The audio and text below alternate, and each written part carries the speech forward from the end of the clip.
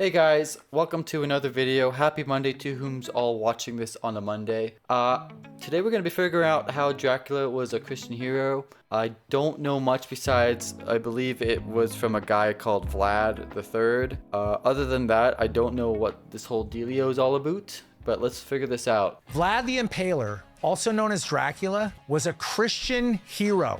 Romania still teaches their children this. Crazy because I haven't heard anything about this that I can remember or am aware of. They honor him as a defender of their nation and their faith. You weren't taught that. You were taught that he was a monster, a psychopath who I don't even recall ever hearing anything about this guy in my school. So, yeah. impaled people for Have you guys heard anything about this guy? sport. And there's a reason they told you that story instead of the real one. Because the real story exposes something they don't want you to see. The difference between a Christian prince who waged war on soldiers and an Islamic empire that waged war on women and children.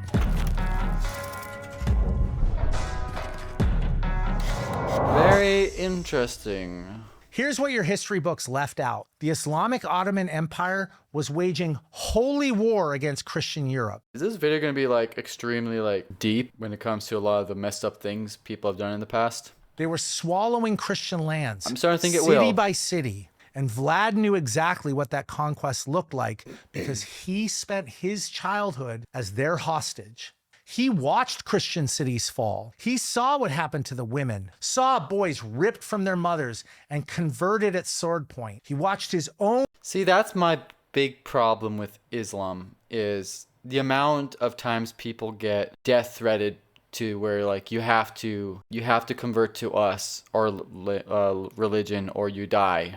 Now, I can't imagine it's as bad as it used to be. I would imagine it's died down a lot, but it's definitely rough. And I feel like any religion or faith or anything like that where you're like, follow our religion or die kind of thing, I feel like you're on the wrong side of town, like the wrong side of history. Now, obviously, as a believer in God on my end, this earth would call me a Christian. I can't justify what some Christians have done in the past. They've done some evil things from the natives, ripping the native kids away from their parents and forcing them to learn English. And they've done some other horrendous things in the past, and I can't justify that. But the difference between that scenario with the Christians and natives and Catholics and natives and the Islam is the Islam book pretty much says kill pretty much any infidels that don't follow Muhammad and all that jazz. So they're technically going by their book, unless I'm wrong here, and if I'm wrong, please let me know.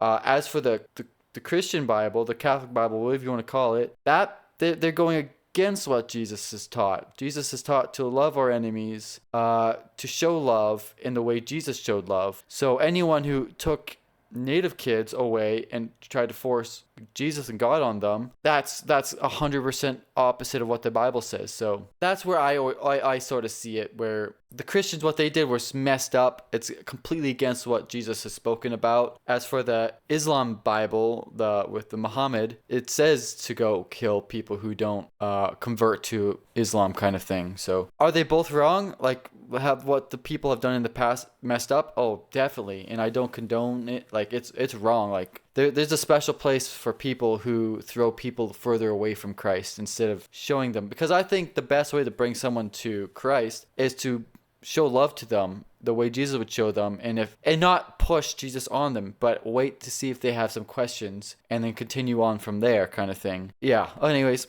Brother break under the pressure and convert to Islam. it's a very touchy subject at the end of the day with the messed up things people have done. Vlad didn't break, and when he finally took his father's throne, he made a decision that would echo throughout history. Not here, not my people, not while I breathe. You've probably heard about the golden age of Islamic tolerance. Muslims, Christians, and Jews living in harmony. See, I don't think they can live in harmony. One side would probably want harmony, but like if the Islam go by what their Bible says and actually goes by what their Bible says, they can't allow Christians and Jews to be alive because for them it's their religion or no religion kind of thing. As for the Jews, I'm not Jewish. I don't know too much about the Jewish thing religion and all that jazz. But I know with the Christians, the least of what I've been taught is everyone has the right to do what they want in life. They can follow anything they want. That's the beauty of free will. Do I believe a lot of people are wrong? Yes, but a lot of people think I'm wrong. It's just the circle of life. The best thing to do is, as me, an individual, is to do my best to live the way Jesus did, which is show love the way Jesus did. Not what the world shows is what says what love is, but what Jesus says love is. So yeah, I feel like I'm getting distracted a lot. A multicultural paradise that supposedly put those backwards Christian kingdoms to shame. Ask yourself one question. If it was so tolerant, why did Christian populations disappear? Because here's what tolerance actually looked like. The Devshirme, the blood tax. Ottoman soldiers would arrive in Christian villages and demand the priest hand over a list of baptized boys. Boys as young as 6, kidnapped, forcibly circumcised, forcibly converted to Islam, and trained.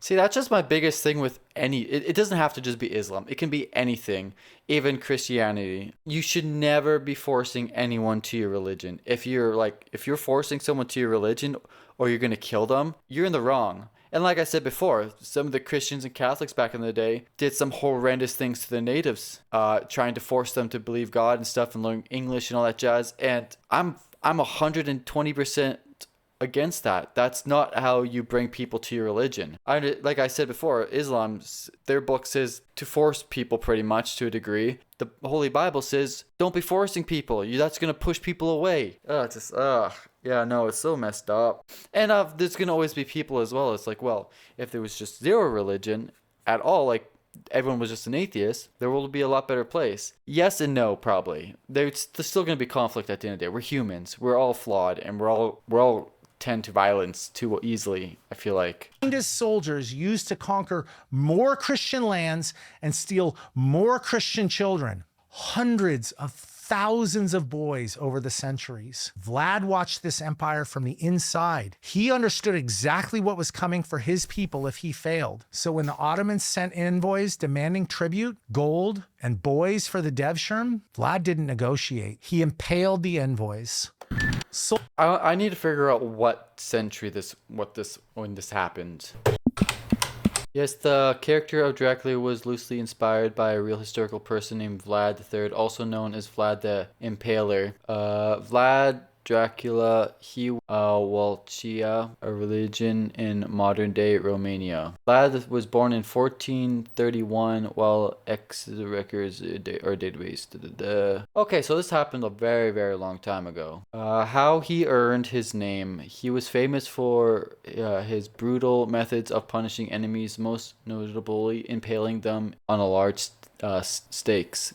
Very, very interesting. Sultan Mehmed II, the conqueror of Constantinople, the most feared military commander in the world, had assembled 150,000 Islamic troops to crush Vlad personally. Vlad had 30,000 Christian men and absolute clarity about what defeat would mean for every woman and child in his kingdom. Outnumbered 5-1, he knew he couldn't meet them in open battle. So he made his entire country a nightmare to invade. He poisoned the wells so the Ottoman Empire had nothing to drink, burned the crops so that they had nothing to eat, and drove the livestock into the mountains so they couldn't resupply.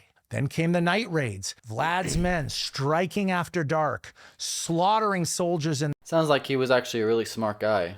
their sleep and vanishing before dawn. Then Mehmed's army reached Targovist and saw exactly what was waiting for them. 20,000 Ottoman soldiers impaled on stakes, stretched out for miles like a forest of the dead. That's crazy. What the flip? The stench alone stopped the advance. Now pay attention because this is crucial for context. Vlad's cruelty was aimed at soldiers. Ottoman cruelty was aimed at civilians. That's a very big difference. That's very important too. Yeah, if you're gonna fight, you fight against the soldiers and stuff. You don't go for civilians, children, and all that jazz. The men on those stakes were combatants. Yeah, if it would have been reversed, that other side would have had soldiers, women, children, all on the stakes. So yeah, that's a big difference. It's still the war sucks, but if you gotta defend yourself, you gotta defend yourself. And at least they're keeping the morals to just the armies only kind of thing and keeping civilians out of it, which is the best strategy, like the best thing to do. Soldiers who had participated in the rape, enslavement, and slaughter of Christian women and children. Well, that's probably for the best if they died that way. Ain't no way you should get away with that jazz. And what did Ottoman cruelty look like? When Constantinople fell in 1453, Mehmed's soldiers were promised 3 days of lawful plunder. Eyewitnesses documented what followed. Tens of thousands of civilians enslaved, women raped in the streets and inside churches, nuns violated on altars, young women stripped naked and sold in slave markets, the elderly slaughtered wherever they tried to hide. That is absolutely disgusting. Good Lord. Humans can do some very disgusting things. Ottomans made war on women and children. Vlad made war on warriors. And it worked. It worked. Mehmed II, the man who had never retreated, the conqueror who had broken the 1,000-year walls of Constantinople, turned his army around and went home. One Christian prince, outnumbered and outgunned, broke the will of the most powerful military force on earth. The women and children of Wallachia didn't end up in slave markets. Their sons weren't marched away to be forcibly converted to Islam. It's crazy how they're still slaves to this day. I feel like there's still a lot more slaves than people think. And I feel like slaves aren't the same slaves to a degree in certain locations of Earth that were the slaves back in the day. Like, you're not working your butt off for like a master kind of thing, like how it was like with the farms and stuff back in the day. I feel like now, at least in civilized areas, we're now slaves to payments, debt. Those are our new slaves, because if we stop working, those go away. We can become homeless kind of stuff. So slavery, I feel like, is still a thing. It's just evolved differently.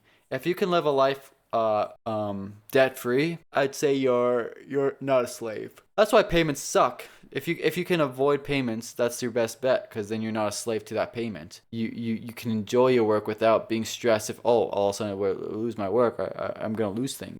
And obviously you still have slaves where, like the old-fashioned slaves more, where you're working for someone and if you screw up, oh, sucks to be you kind of thing. Slavery, it just sucks. It's really, really wrong. Everyone deserves equal rights at the end of the day. Because one man made the cost too high to pay.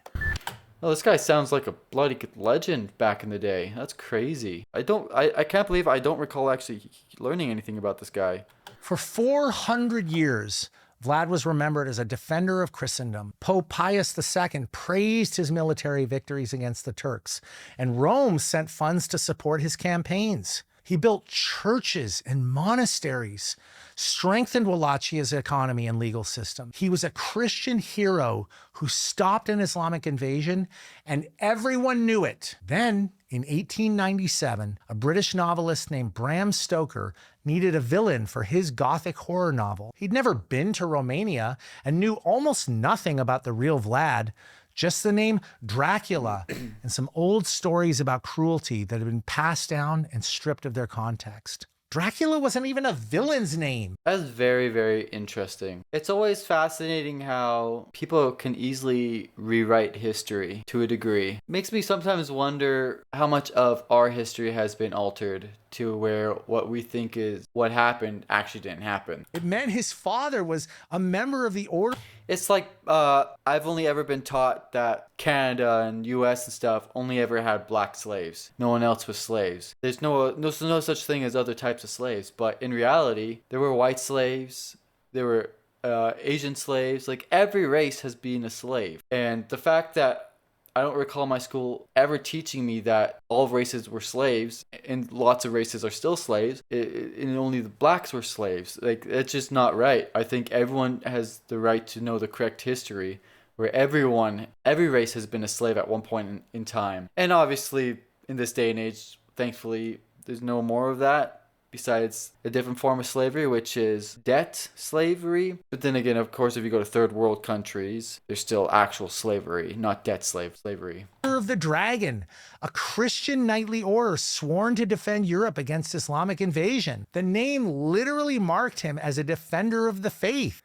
Yeah, this guy's kind of cool actually. I'm against fighting, killing people, and God is I imagine God is too when it comes to senseless killing and violence. But defending your homeland from someone trying to invade you, I think I can't. I that's the only time I would go fight for my country. And that's of course if the country is a country that I feel like I'm actually respected in, kind of thing. But now a Christian knight had become a vampire, and it No, if Canada were to ever go fight someone instead of war for silly reasons, I would decline fighting. I would rather take a bullet or go to prison. But if someone started trying to attacking us and taking our land, then I'd be like, okay, well now I gotta defend this country that I'm in, kind of thing.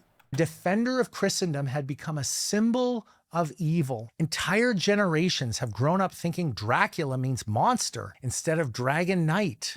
Meanwhile, the Islamic Empire that raped nuns on church altars, stole children from their mothers, and enslaved entire populations, Hollywood and our sanitized Western history books call it a tolerant, multi. That's also sort of like what the war was like with the Japanese before the atomic bombs dropped on the cities. I was never taught this till after school, but like the Japanese were absolutely ruthless and disgusting. They did vile things in World War II and stuff. It was messed up. Maybe I'll have to make a video about that yet. Cultural society. Woe to those who call evil good and good evil, who put darkness for light and light for darkness. Isaiah 5:20. Let me be clear.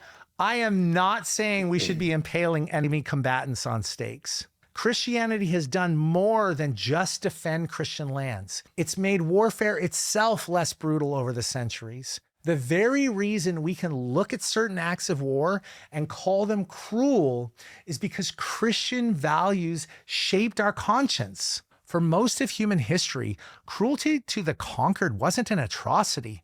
It was just Tuesday. But if we swallow the narrative that Christianity was uniquely cruel or imperialistic, we erase the men who come before us, men who fought and bled and killed so that we could live as we do today. Men who held the line against empires that would have enslaved our ancestors and erased our faith from history. Romania teaches their children that Vlad was a hero. They know their history. They understand that sometimes defending the innocent requires being terrifying to those who would harm them. Yeah, I feel like it comes down to which of the evils is a lesser evil. This enemy side, or to them the good side, there's no technically enemies, like no bad guys, because everyone's a bad guy into the opposite end and good on this other end, you know? So I feel like you pick and choose, like, what is these guys trying to do? Oh, these guys are enslaving kids and forcing everyone to go to their religion. Yeah, maybe they should kind of die, since they are trying to do all these terrible things on us. Where the other side is like, yeah, no thanks. We're gonna kill you, but we're not gonna do all these horrendous things that you are aiming to do to us, kind of thing. At the end of the day, obviously war is bad, killing is bad, but it comes down to what are you killing for? Are you killing just for the sake of killing, or is there a reasoning behind it, like defense? You're defending yourself, kind of thing. Are you trying to avoid a potential darker history in the future, kind of thing? So yes, whenever possible, live at peace with all men. Romans 12:18. Turn away from evil and do good. Seek peace and pursue it. I think for fellow Christians, I think war in killing people needs to be one of the absolute last things we do. At the end of the day, we want to, have peace. Just live with everyone around us, regardless of what their viewpoints are. Psalm 34:14. But if that is no longer possible, if the innocent are threatened and the oppressors will not relent, then Scripture gives us a different command. Rescue those who are being taken away to death. Hold back those who are stumbling towards slaughter. Proverbs 24:11. Vlad understood that command, and because he did, Christian Europe survived. Learn your real history. Honor the men who made your existence possible, and pray you never have to make the choices they made. That was a really good video. I really feel like I learned something. Sometimes great men have to make very hard choices. And like the guy says, and what the Bible says, don't go killing people. Don't be forcing people onto your religion. Show love. But if you have an enemy coming in and killing innocent lives, doing all these horrendous things to them, at some point the rules change. Be like, okay, we need now to defend the innocent who are being taken advantage of in the most gruesome ways possible, like death and violation and all that jazz. Man, I feel like I kind of sucked with this reaction. It was like a very hard subject to talk about. Like, yeah. Let me know what your guys' thoughts are. This is at the end of the day one video. I'm just one guy with my thoughts. If you feel like I screwed up anywhere or I could have expanded on something, please let me know. But yeah. You guys have a good one, and I'll catch you on the next one. Peace and goodbye. I almost forgot to say, don't forget to give this channel a like and a subscribe if you enjoyed the video.